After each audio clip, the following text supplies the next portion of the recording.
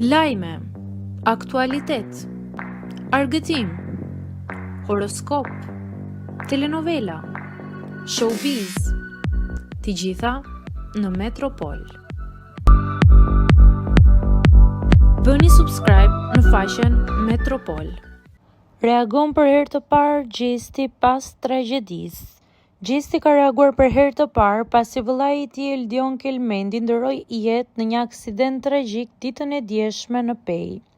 Në një postim në Instagramin e këngëtarit, ekipi i tij shkruan se varrimi do të mbahet ditën e sotme në orën 17 në varrezat e fshatit Pavlan.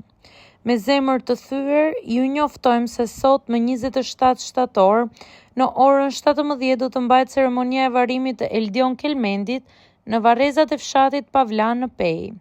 Jemi pranë familjes në këtë moment të rëndë dhe ju ftojmë të kuptojmë dhe të respektojmë hapësirën e tyre. Ky njoftim është bërë nga ekipi i Gjestit, shkruhet në postim. Reperi Gjesti humbi ditën e djeshme në një aksident të rëndë vëllain e tij në fshatin Qungur të Pejës.